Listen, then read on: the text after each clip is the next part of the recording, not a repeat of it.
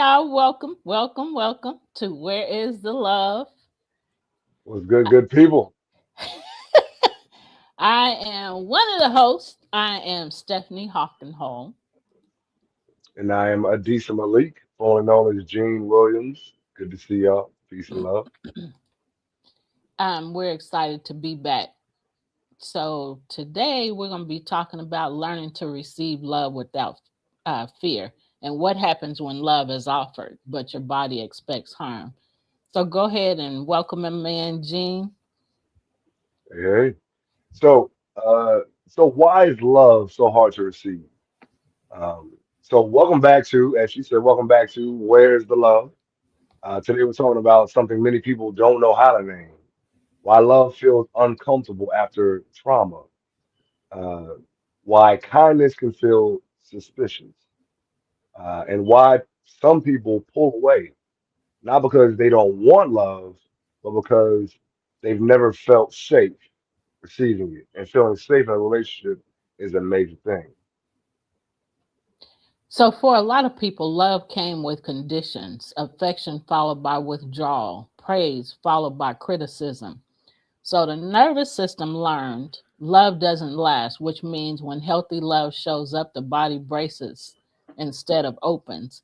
And before we go any further, we didn't tell the people where they can watch us from. We just Oh, we jumped sure right did. into We the went right show. into that. We got right in there. We said, "Play. We going in. Let's go. Let's go. Let's, better get in there." All right. So you can join us.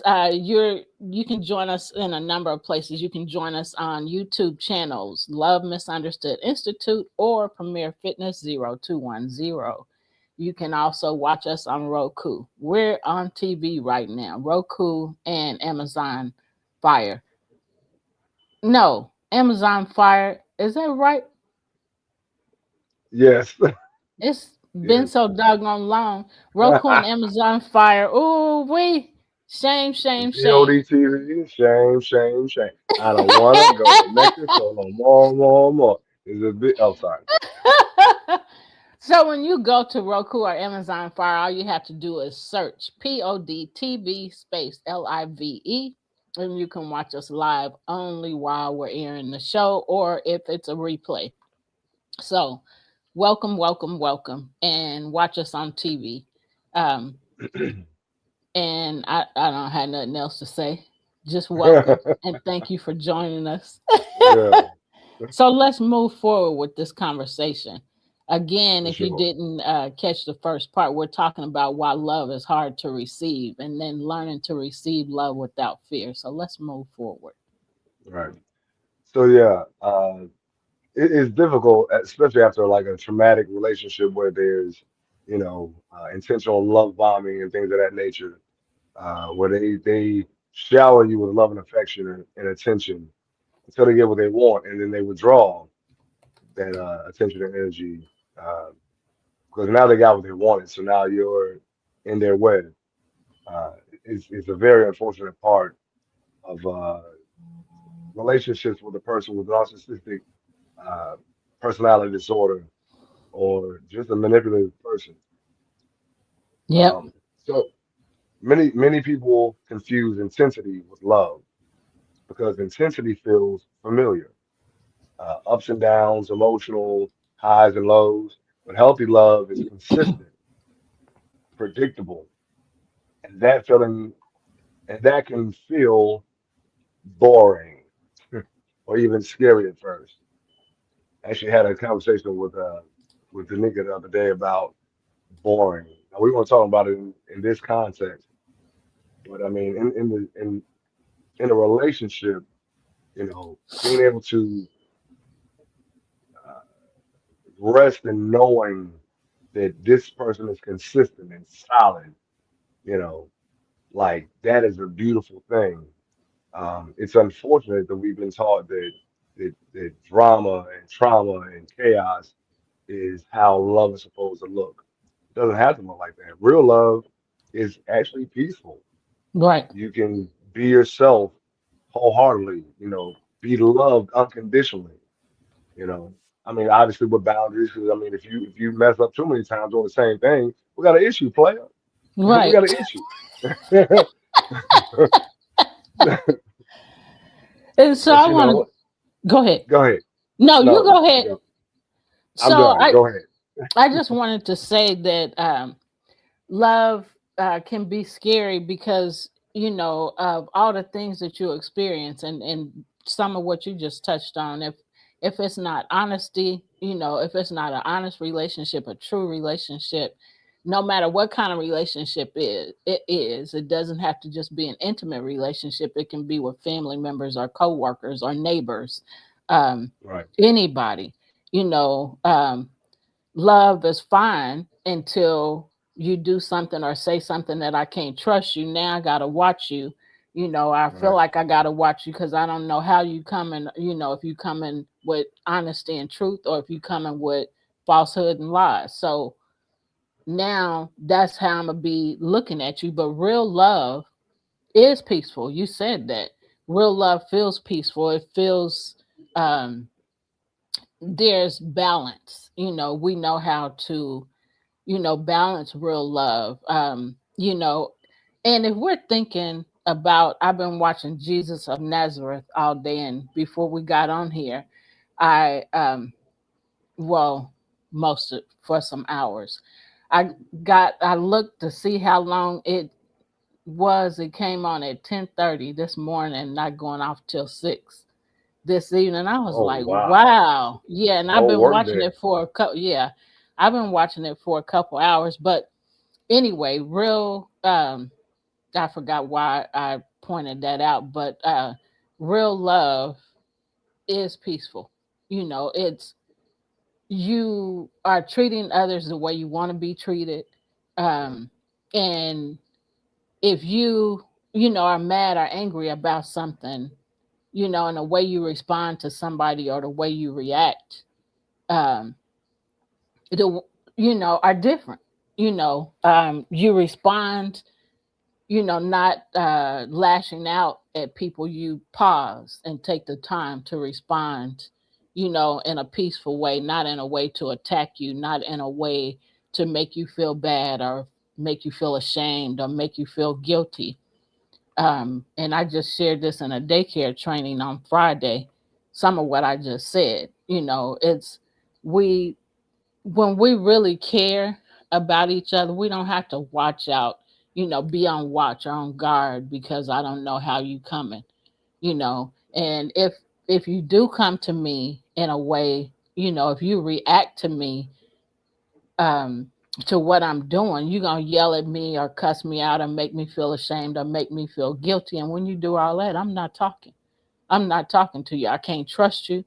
I don't feel safe with you. Um, and in order for me to know that you really love me, I gotta feel safe with you. I gotta be able to trust you. Um, so I just wanted to add that. Kind of went Yeah. back into Friday's teaching, but do you want to add anything? Yeah, for sure. I was gonna say the unfortunate thing about like again being formally in a tense um relationship where communication was not a good, was not good. Like it makes you uh, guarded, you know. It's just in a situation where you have a person who's genuinely there to love you, unconditionally, treat treat you with the proper respect. Um, and like I said, just going back to love unconditionally. Um, it's it's um it's just it's a process. It's a process. I will speak from going from the relationship with the person who I was with last, going into this relationship, like my new partner, new wife. We both have like we went through a period of being afraid of Yep. accepting love and looking at love like, can I trust? Is this a setup? You know what I mean? Yep. Something along those lines. Like, and we had to over time realize that we both have each other's best intentions in mind. Um, so and that again, that's what I love about the relationship that we have. We both went through our stuff. We had fallouts. You know a little bit about some of them. Yeah. Um, we had those fallouts, and then we were able to come back to or have a come to Jesus moment and talk the stuff out like two adults who Yeah. have been traumatized by other relationships and realize that that whole drama that we just experienced really had nothing to do with the two of us. It was Yep. us tuning into past trauma and feeling triggered, Yep. and then we lash out at each other. So once you Yep. realize that the person that you're with, and this could be again, like you said, it doesn't have to be a romantic relationship. It could Yep. be could be a friendship, could be a business partnership. There's levels and layers to relationships. Um, but just having, like I said, the ability to talk, uh, Go ahead. I'm um, sorry. yeah, just being able to talk to whoever you're in a relationship with, openly and freely, and in a loving way, with and things are handled constructively, then it helps um, you to feel more comfortable, you to settle in to the knowledge that this is a relationship that's genuinely loving, Yeah. you know. Um, and but it's a process. Don't expect to go from a traumatic, abusive relationship uh, smoothly into a calm, peaceful, loving relationship because you're gonna have those. You got muscle memory. You Right. got muscle memory. You got cell memory from what happened before in the last relationship. And so when things seem peaceful, like they would I know for me, in the old relationship, like when things got quiet, I'm like, The peace before the something major's storm. about to. Yeah, you're right, exactly. Exactly how I felt. I'm waiting for the other shoe to drop. Like she been too calm for these Yeah. last few days. Something hell is about to come upon us. Yep. Watch out for it. It may Yep. be fire in the sky. No Yep. more water, the fire next time. It's gonna rain. It's gonna It's rain. gonna It's about to storm. it's about to storm. We're about to have a flood. Why is she so peaceful right now? This is a good thing, but not a good thing. I'm scared. I'm Mark, scared. Not Mark, scared, scared. Mark said, "Look, the calm before the storm," and he said, "Look out for that tornado personality."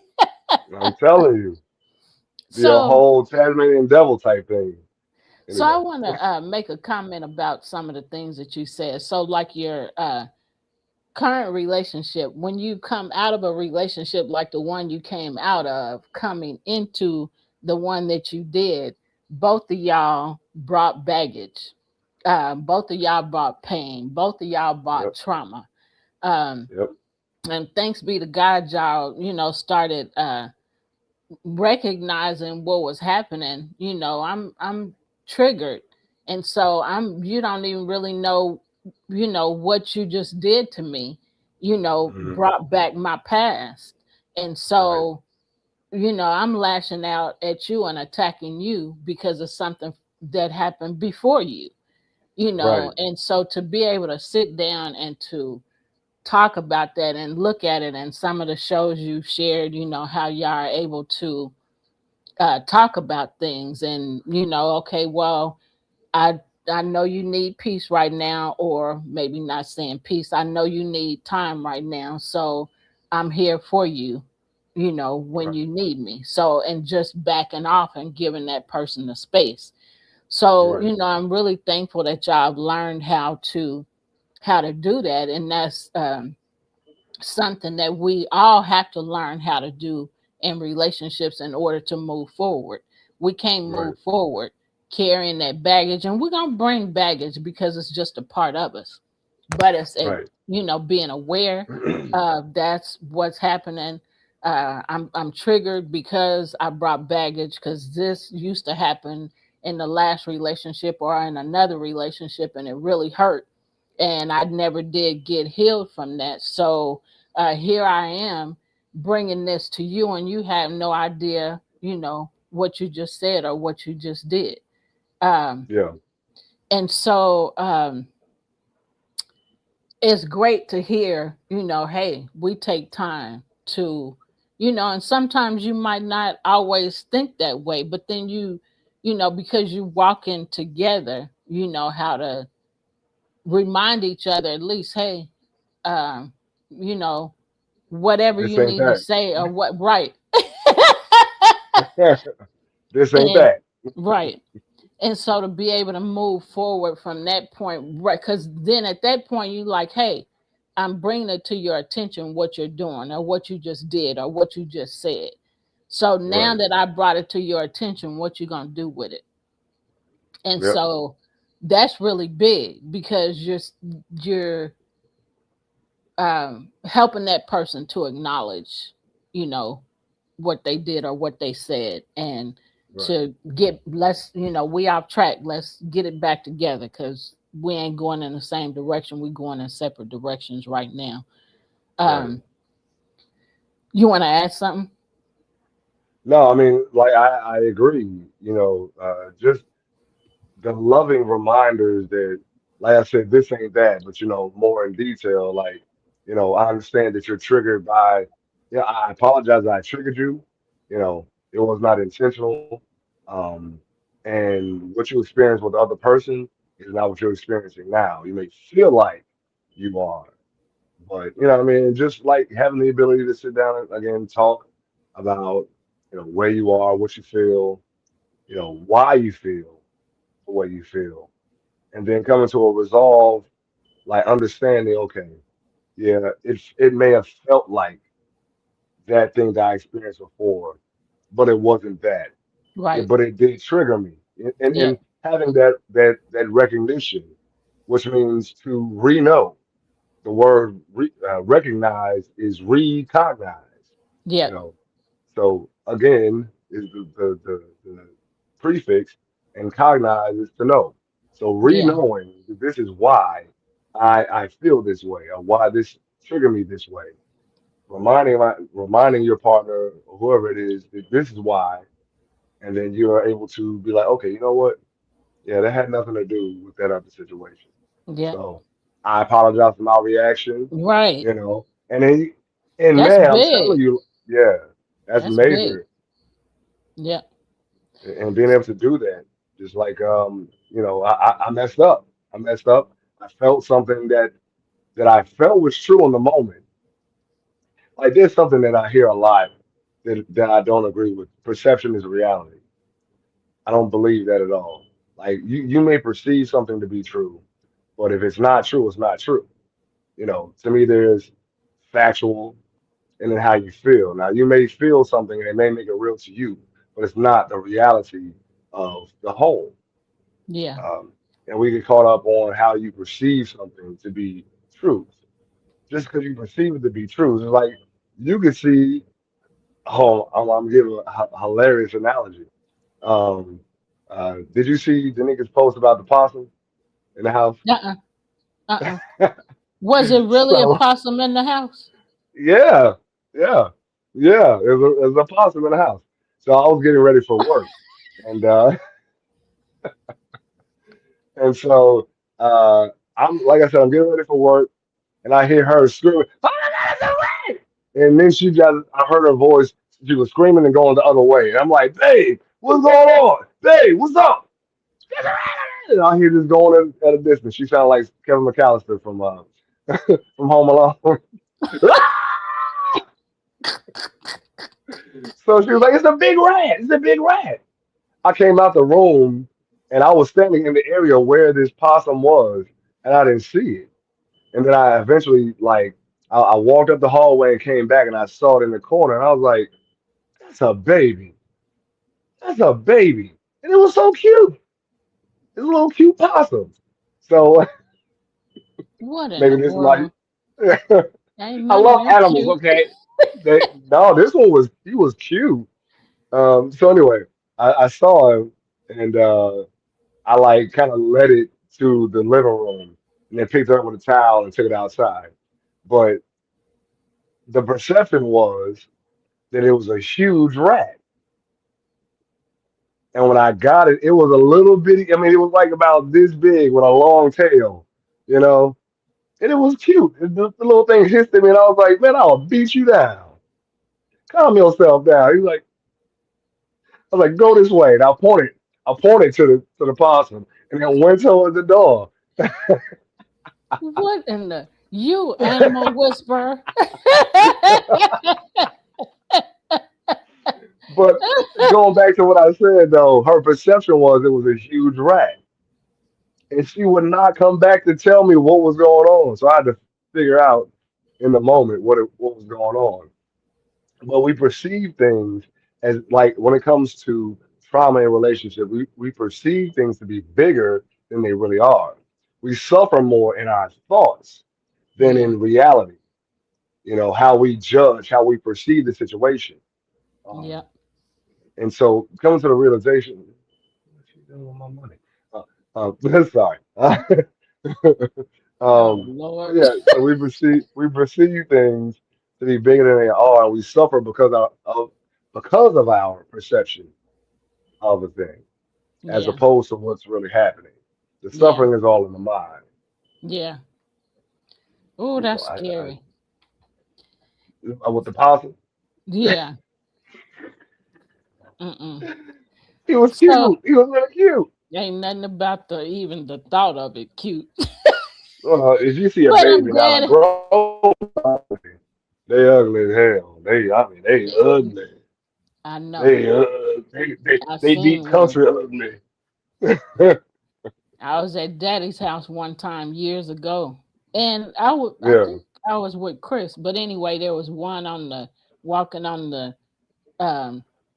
It was outside on the porch, walking on the like banister kind of thing. I was like, Mm, oh man. But yeah. anyway, let's leave that They alone. grew up ugly. They grew up ugly. You keep going. I need to take a quick break. Okay. So Mark said a couple things here. Someone asked me online, do you want to deal with someone who has baggage, meaning kids? I asked him who doesn't have baggage, particularly at a certain age.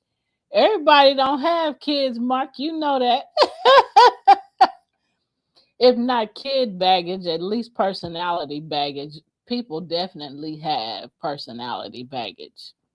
Definitely. Because, like we were talking about a little while ago, we all got stuff, that we still carrying around, whether by choice or, you know, by, it being brought back to our remembrance, by being triggered. Um, so we have to decide and choose when we're being triggered by something. Um, when something comes back to mind, we're being triggered.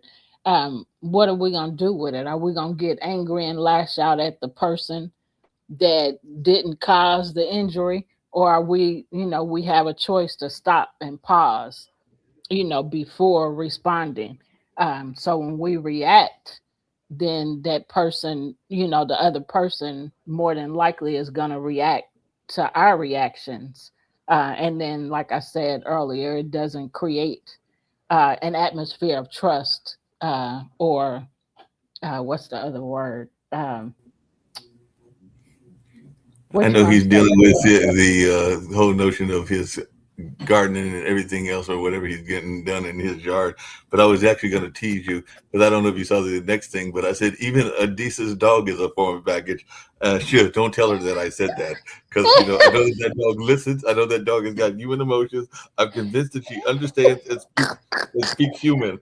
I'm convinced that she even. I think that she does a critique session with Adisa after the show. So I think that she goes there and critiques Adisa after the show because I think that's one smart dog that Adisa has. But he can let me know what he thinks when he comes back. But to your other point about the possums, it's actually interesting y'all were talking about that because I had a former board member come by yesterday, and she used to be a board member at the cultural center that I work at, and she was talking about how she heard a scratch on her door, and she just knew it was a mouse and everything. So she brought like her house person that takes a look at the house, and they couldn't find anything. They went through the area near her art studio because she's also a visual artist, and they couldn't find the mouse. They couldn't find what was causing the scratching and everything like that. So then she called the plumber in, and they took the whole wall. They think they cut through the wall and found it. Everything. It turned out that it was actually, if you have, if you don't let the water flow in sinks, it'll start collecting and everything, and it'll be dead water, which can create like a decaying odor. So that's actually what it was. It was like the water that was there creating a decaying odor and everything like that. So what she was smelling Wow. that she thought was a dead animal was actually some of that decaying kind of water, if I remember correctly, because I do know that it can leave that odor kind of smell and everything like that. So that's what she found out. And the other bad thing that that can lead to is it can lead to drain flies because they like to go in places like that where it's like dormant water and everything like that. So that can lead to drain flies, which is a whole other problem that your house might have and everything Oh like that. Lord. So there's all kinds of things that can cause problems and everything like that. But yeah, because I know that even mom, and that's I think the last comment that I put up there and everything. I know that she's had snakes roll into her house, and she's had birds, and we've even had birds get stuck at the habitat, and they're not fun trying to get them out because if they fly into the building, particularly a building that's got multiple stories, then they figure that they're supposed to fly all over the place, and then you got to try to figure out how to get them out. And birds are also not the brightest animals in the world. I know I'm not getting away from the bully conversation, but I do have something I want to bring up about bullies. But birds aren't the smartest animals in the world because we also get kamikaze birds, which means they'll see the glass. It's kind of like that commercial that you used to see. They'll see the Mhm. glass and everything like that. So they think that Flying the to glass it. is something that they can fly through, and then they wind up committing suicide. So they wind up being kamikaze birds.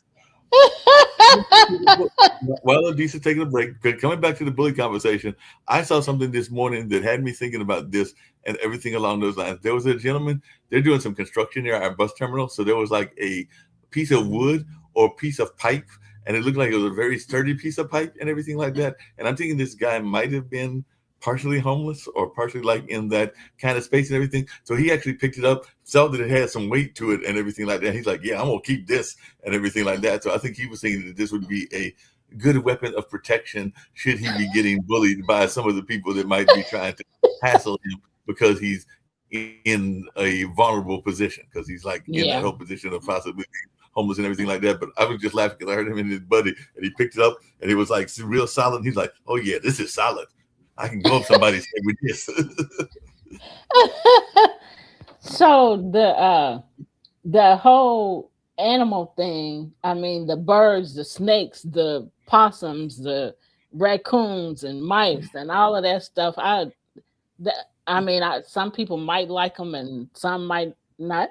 And I'm Right. the don't I don't like them. So I can't even imagine having to deal with any of those.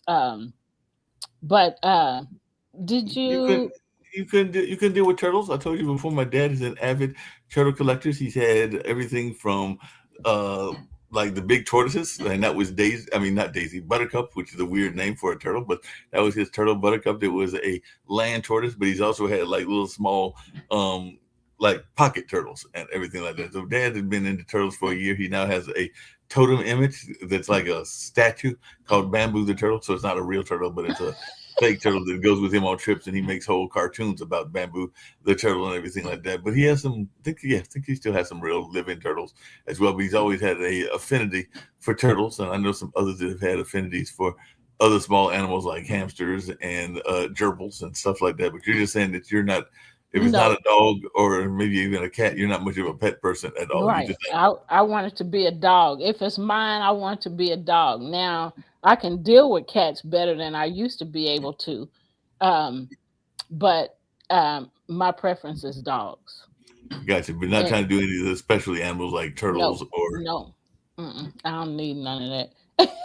And you know what? Talking about bullies make me think about when I first started hearing about dogs being called bullies, and hmm that was on Instagram. And I used to, when I first, that was a few years back when I first started hearing it, and I was like, what in the world? How are So anyway, that was There are just kind certain of my animals that point. are bred to be bullies and everything like that. So I think that that's where that comes from. And I know some people that have some animals, and I'll mention a breed and everything like that that are bred to be fighters. So some people that have either Rottweilers or pit bulls, I think that that's where that conversation used to come from because there are people that even breed them for dog fighting and everything Hmm. like that. So I think that that's partially where that conversation of animals being bullies and everything. But I've also seen, because I've had cats, I've seen cats be bullies and everything like that. There's a whole cartoon thing. If you look up Lex Scoop, I think is her name, but she's got like this running cartoon with these cat characters and everything like that. And one of them is a Spanish cat, and then there's a cat that's like I think an Italian mob cat and everything like that. But there's this whole cartoon series that she's put together, like a meme series and everything like that. And they were actually holding elections. But yeah, that's this whole notion of animals can be bullies too, because a lot of times they want to control their neighborhood, and that goes for Yeah, both. But both of the traditional pets, which is dogs and cats, because I do know some yeah. cats that are very much territorial. That's the word I was That's what looking I for. was getting ready to say too. The word I was getting ready to say because they can be very territorial, especially dogs. I didn't know cats were that way, Cats but can be territorial too. Both of them can be territorial, and it's funny. I mean, part of what y'all talk about on this bullying show is relationships, and I do know that some of the cats and dogs can be very territorial, even to the point of if you're in a relationship and they don't like the person, they will let the person know that they don't like them and everything yeah, like that.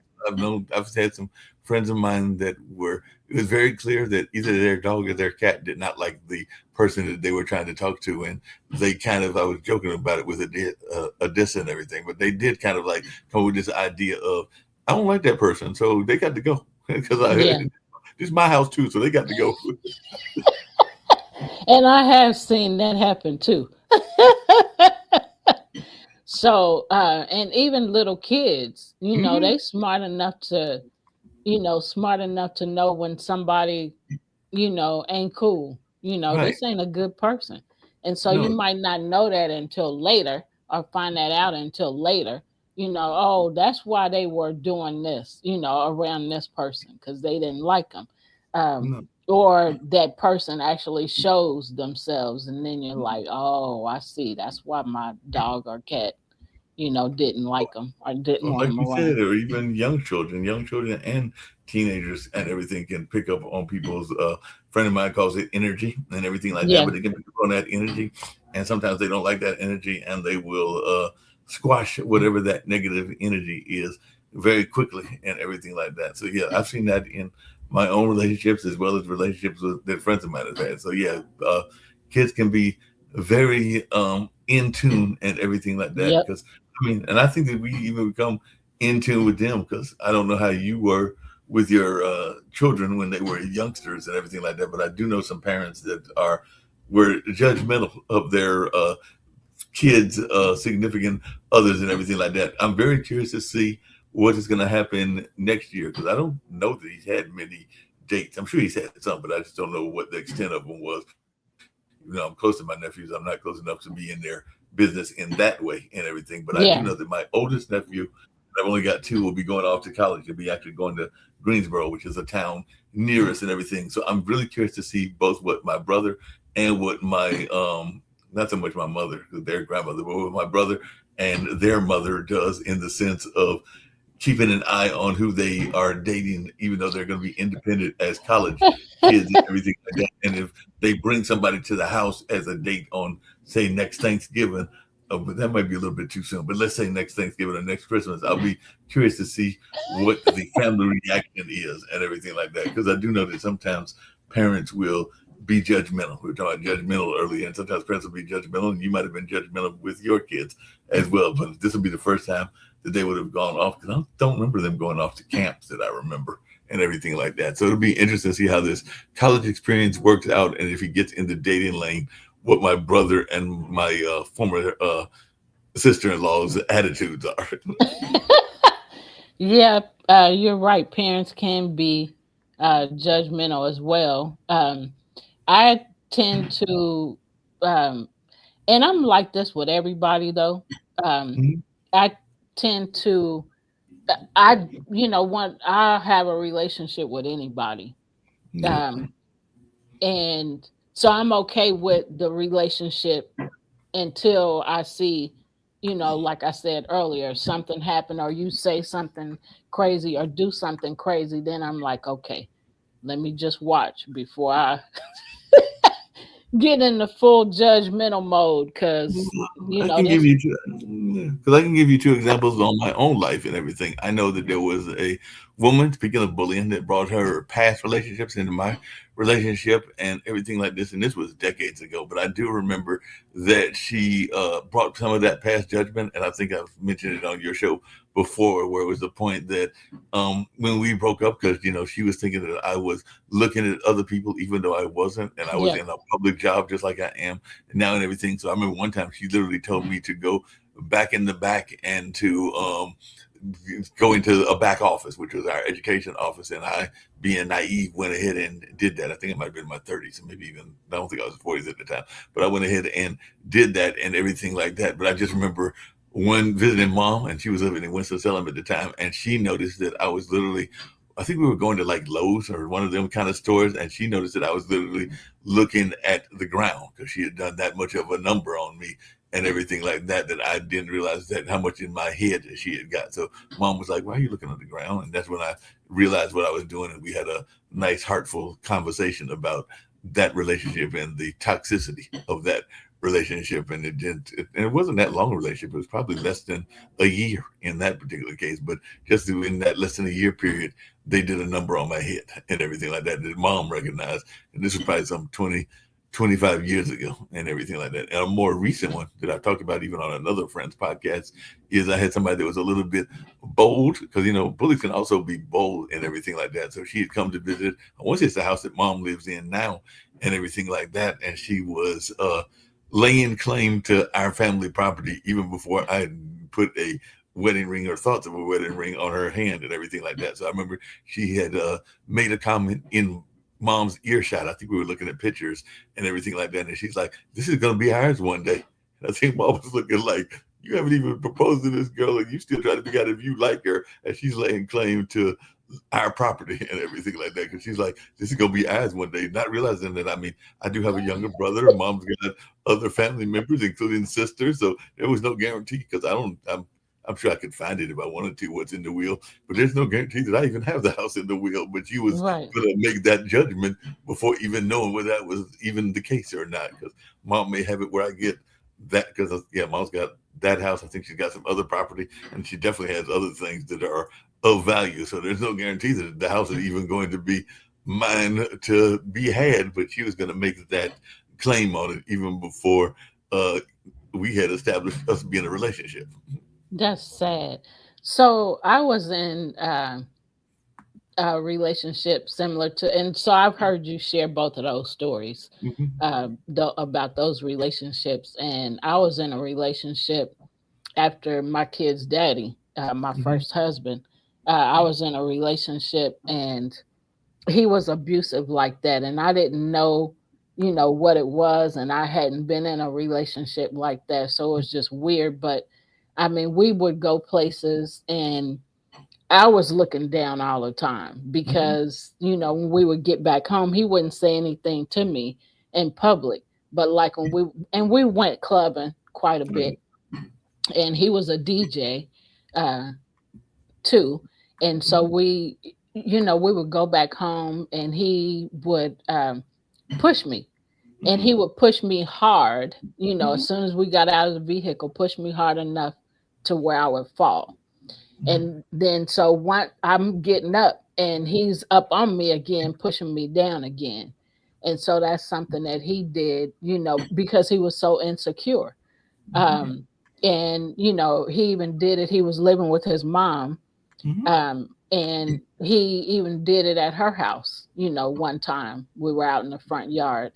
And then this is crazy because I've been thinking because I've been thinking about this. I've thought about this a few times recently, and I don't even know. Remember, I was driving, and it made me think about when I got a new car.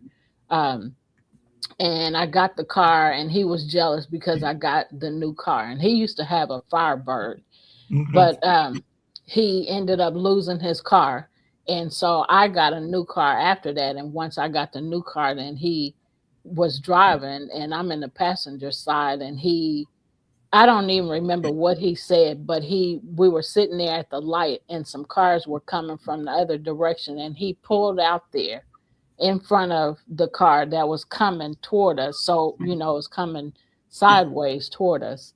He pulled out there in the traffic and just sat there. And I was thankful that the car didn't hit us. But after that, and some other stuff happened. But after that, I was like, this dude is crazy. Yeah, sometimes that craziness you don't know what's going to happen to you because Hmm. I don't because I think I may have mentioned it before, but I don't mention it often. But I knew one of those relationships. And I think it's the one I was talking about with the situation with me looking down and their jealousy and everything like that. But I do know that they basically things can trigger you that can get you to snap and everything like that. So I do know Hmm. that I had a I won't say a psychotic break snap, but definitely it triggered me probably to say some stupid stuff, and I don't even remember what I said and everything like that. But if somebody, because you don't know whether it's loaded or not, but if you're in a relationship and somebody pulls out a gun, there's no telling what you might say. Because I do remember that happening in that toxic relationship as well. Because I think they were upset, and like I said, I think it came out from around the corner from the mattress, and I'm going like, I don't know if that gun's loaded or not loaded, but and I probably said something very off the wall and everything like Yeah. that. I was just trying to get myself out of that situation. So I don't even know what I said, but it's probably something very off the wall just to try to get them to get me out of that situation. So after that, did you continue? Oh, that was the last straw. Okay, After that good. incident, I mean, that was right before the trauma of the us talking and them wanting. I should have left after um the periods of the situation with the toxicity and me looking down. I should have left at that point, but the gun incident was the final straw, and that's when I left. I've left twice in toxic situations in that situation. Another time in another relationship, somebody threw something at me. I think it was either an iron or a plate. It was something they threw Oh my and goodness. at me. So both of those, whether it was the gun or it was the it might have even been a shoe, whether it was a shoe or something being thrown at me, and definitely the weapon. I was like, no, I'm out. I'm not putting my life in danger. I mean, I like a lot of things in life, and one thing that I definitely like is life. It's a very precious gift, and we never know when it's going to end because we all Right. have a beginning date and an end date. But what we do with that dash in between is what I've always heard is the important part and everything. But I don't believe in putting yourself in harm's danger and everything like that. So once I saw that I was in harm's danger, I'm like, no, I'm out. Yeah. And the thing about those kind of relationships now is those kind of relationships can um, end in death quickly or Oh yeah. end in somebody being hurt quickly, especially now. You know, things were always there. This mental health thing, Hmm. has always been going on, but now that it's spoken about more and taught about more. Um, like the relationships that we were just talking about, those people had mental health issues. Why Hmm. would you do? I mean, so now because I'm more aware of it and I've learned about it and I see it more. I mean, we see it so often, in the news and just in the city and just hearing people talking about things, that are Hmm. going on and that has happened. Yeah, and sometimes People, it's I'm sorry, and sometimes it's not just individuals that can be hurt that way because a one of those relationships I was referring to, I think it was the shoe sewing person, and they even admitted that they had some problems because they were going through some bipolar relationships, and they've been through therapy since and everything like that. And we are actually on speaking terms now as friends. I don't know that it'll ever be a relationship, but we have actually both seen the improvements on both of our sides and everything like that. But I also remember that at that time I was living with them and their kids and everything like that because they had two kids, one in high school, one at that time that was in junior high. These are both grown women now mhm, and everything like that. But I do remember that our across the street neighbor was in a toxic Okay. relationship in the sense that they were um, in fights all the time and they were in a very toxic relationship and all along those lines. And the police responded and everything like that. And I may have shared this story with you before. I know I've definitely shared it on some of the other shows, including the one you were just talking about, the other show that I've got to get with Izzy and coach to see when they're coming back and everything like that. But they got tased, and this was right before the pandemic, so it's probably like 8, 10, no, maybe 10, 15 years ago, and everything like Hmm. that. But they got tased by the police, and they lost their life. So, like I said, it's also a matter of sometimes the response. It can also be what takes you out because police are trained Yep. to neutralize you, and sometimes they don't know what your body situation is going to be. So sometimes if you're tased, it's not. It's only supposed to knock you out and calm you and everything like that. But some people have different reactions. So I do remember that particular person because I remember us inquiring as to what happened, and because we saw the body under the tarp and everything like that, and he had Yeah. literally been tased and killed because I think he had like a heart tremor or something going on. So when they tased him, it took him out and everything like that. And he was abusive. He was an abusive gentleman in that relationship, and I'm not saying that to say that he should have been eliminated that way, Right. but the police didn't know when they tased him. They just thinking that they're neutralizing him. They didn't realize that he had other issues that would cause him not to be here on this planet. Uh, m- Maybe can you hear me, Gene? Yes. Sorry about all that. I'll Okay. let y'all get back to the show. I'm sorry if I got into a sidetrack. No, I wanted you. That was good. I appreciate you coming in. It's just that Gene can't hear you for some reason, but he can hear me, so we'll just continue. So thanks No, for jumping in, Mark, and having the conversation with me. Yeah, no problem. definitely. Because that needed to be said. So, um, I don't know how much you heard. You want me to go forward? Because we were talking about relationships, being in relationships, um, where people, have been bullied, being in abusive relationships, Hmm. basically with people that have mental health issues, but we didn't know that, Yeah. then we just, knew we were being abused and maybe not even thinking of it as abuse back then, but we Right. knew that, it wasn't right. Yeah. Yeah. I mean, for sure. I definitely, have experience with that. Cause I don't know if I told you, but you know who said that she was diagnosed as bipolar by her doctor, but then she also simultaneously said that the doc she was like, I don't want to take medicine. I'm just going to exercise to help myself, balance out stuff. And she said her doctor, commended her for that. And it's like bipolar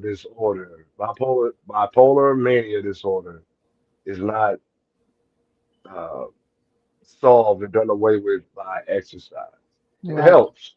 It Yeah. helps, but there's a chemical imbalance Right. in the brain and in the Yep. body that causes bipolar mania disorder. So you Yep. need medication. Yep. So I think, as we know, people with personality disorders tend to, especially narcissistic personality disorder, tend to lie. They tell half truths. They tell half truths. They give you some fact and then they add a lie to it to make the lie go beyond your subconscious mind. There's some Yeah. truth given here, like for I don't know if I told you what happened. Well, I'll talk about that later. Um, 2 weeks ago. was it 2 weeks? Talking about the call? Yeah. Okay. So yeah, there was like, with the lie, there was a partial truth told, a truth told there, and then and a lie added to the back end, and that's how they do it. They load it up with truth on the front. They load it up with some semblance of truth on the front end, and backload it with BS to make it sink and make it anchor. Um, And so yeah, so what ended up in that particular situation, I'm listening to you. I'm just meeting you, but I'm listening to you, and I can tell that you're not, that just you making up some stuff. right, So, yeah, um, exactly. yeah, if there was more after that, I don't know about it. Um, Nah, there's no more. I'm still waiting on a call back to see, what the okay, next step is. okay. But yeah, Yeah, so when things like that happen, and we were talking about learning to love without fear, and so what we've been sharing is loving people, and it also the relationship being full of fear, and Yeah, so that's right. what Mark and I have been talking about, and so if you want to add something else, let me know. So sometimes people say I don't need anyone, but what they're really saying is I don't trust what love costs. Receiving love requires vulnerability, and vulnerability Mhm. feels dangerous when you've been hurt. So people self-protect by staying guarded. Uh, So let me know when you're okay, ready. gotcha. All right, so yeah, receiving love is a skill. It's learned slowly. Like all skills are learned slowly with consistency over time. Yeah. Uh, it's learned slowly through safe people, clear boundaries, and allowing kindness without over explaining or earning it. Love does not need to be proven to be real. So let's talk about some times in relationships that we've had that didn't prove to be a real love. Um, and how does that make you feel? So, ladies first, ladies first, ladies. Oh, single ladies, oh, single ladies.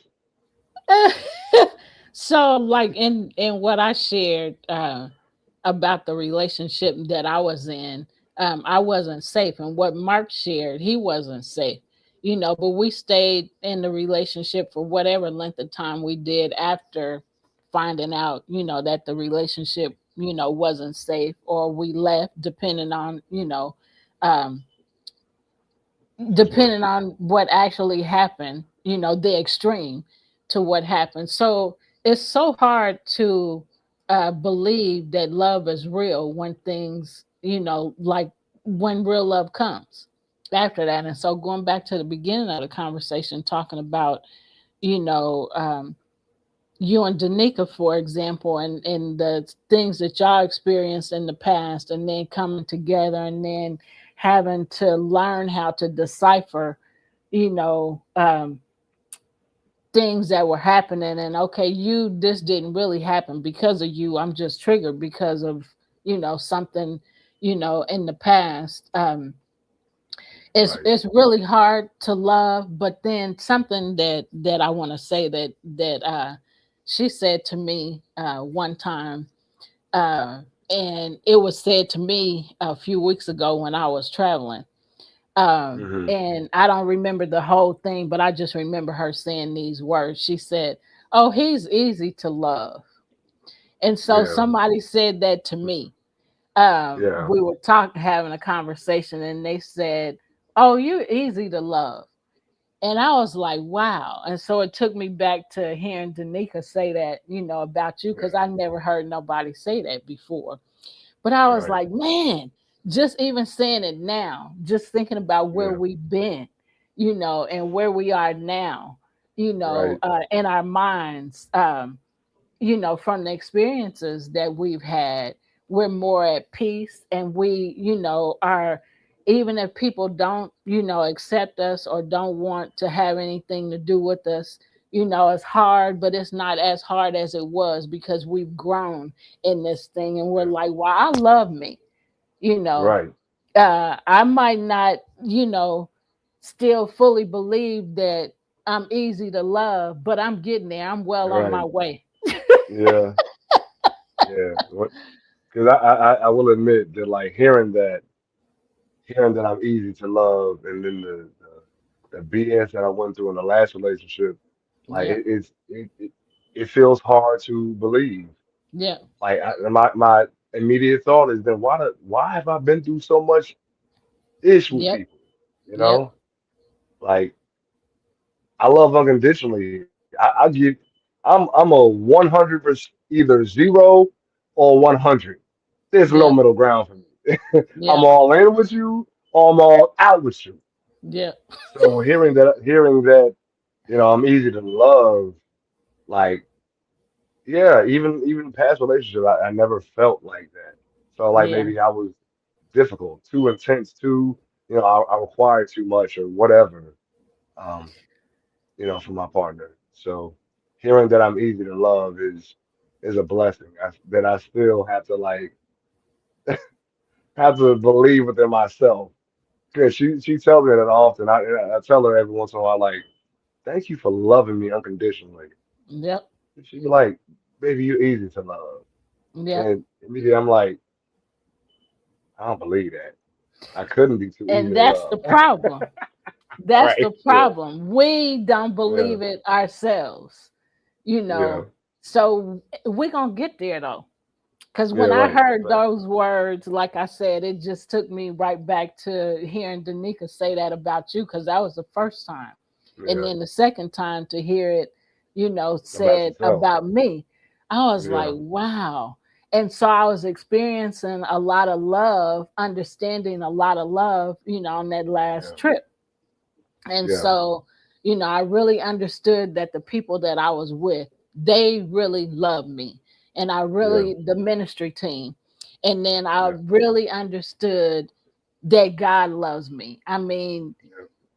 He really loves me to have me in these, you know, in these places. Situations. Yep. Yep. And Right. so, and then something I can say on here, that I'm experiencing now is a changing of the guard.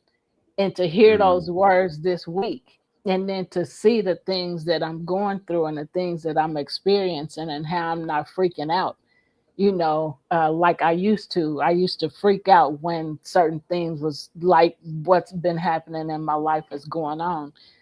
Yeah. But I know that I know how to love me now. I know how to appreciate me. I know how to, have peace. I demand peace. I know how to Man, I accept. love that. I know how to accept when somebody, ain't feeling me. I ain't feeling. I'll just say ain't feeling me. In whatever way. In a whatever kind of relationship. And so it feels so good to be in the skin. I'm saying it Yep. like that, but I don't know how else to say it.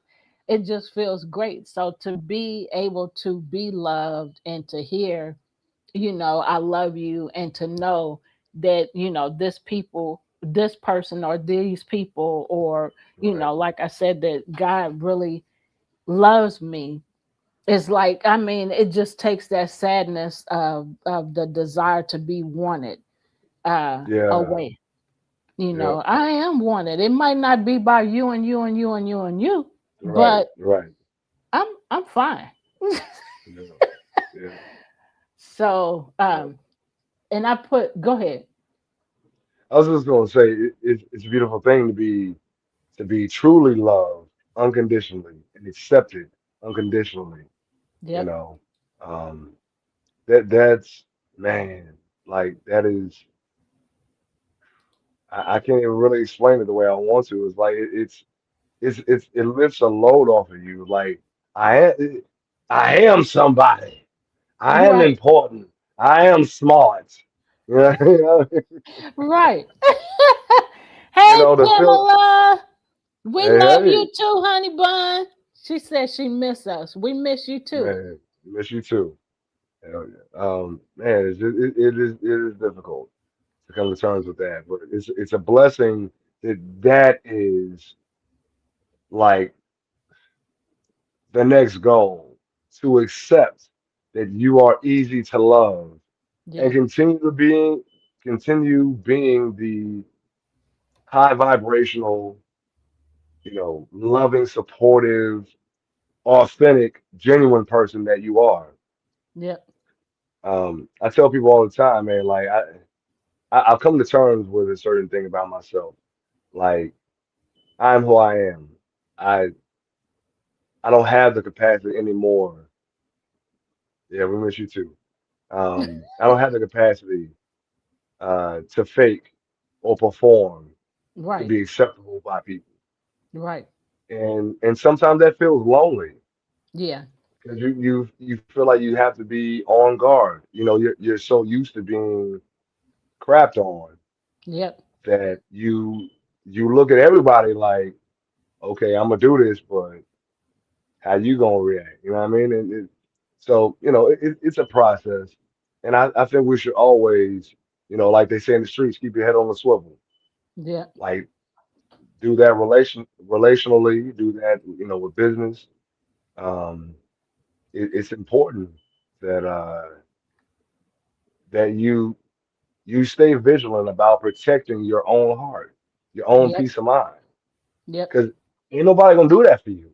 Right. You're the Nobody. you right. You are the author and the finisher of your own peace of mind. Yep. It's no one else's job. Yep. No one else's job. What's Mm, up, y'all are Mark? What's wrapping up? up and everything like that, getting ready to wrap up, and I saw that and I can't everything. hear you. But you still can't hear me. You can hear me, can't you? I can hear you. Okay, Okay. so you can hear me, but he can't hear me and everything like that. But just really quickly in that same line, because we got another show coming up at 8 o'clock that'll be in that similar space, but not just loving yourself at the time of health and everything like that, but also in sickness. Because I know that the young lady, Shanice Cradle, who does a show called Dream Stocks, but she is a cancer survivor and all along those lines. So sometimes it's also, I know that they talk about in relationships, in sickness and in health and everything like that. And she's a single mother and all along those lines. But I do know that she's gone through some hard times. And I think she's even been in some abusive relationships in the past and everything like that. But a part of that loving yourself is even loving yourself when the doctors and other folks have told you that you're supposed to be gone. Because I think that they told her she should have been gone like some months ago. But she has that love of life, love of wanting to be still there for her kids and to some goals that she wants to still achieve, including some goals here on the television land and everything like that. But she's got that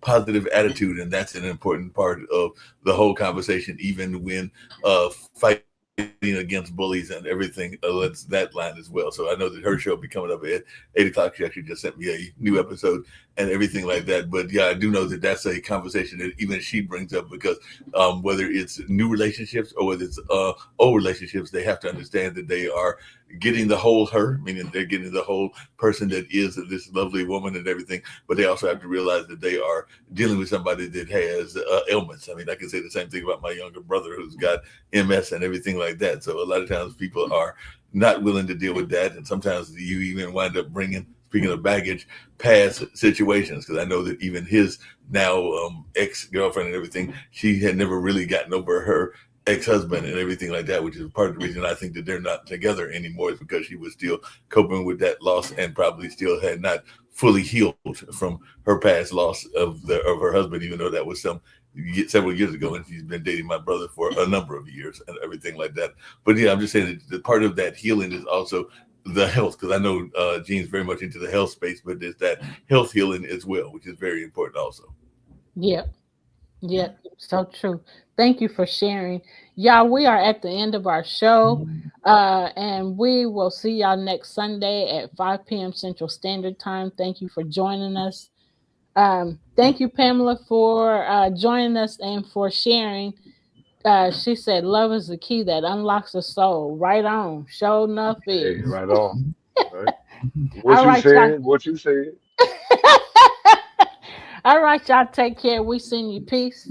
We send you I love. like this other thing that Take you said care. too. She said, "You said it's so true. I will always be who I am at all times." So I like that quote from Pam too. Yep. Yep. Yep. All right, y'all. Take care. See you next week. See you next week.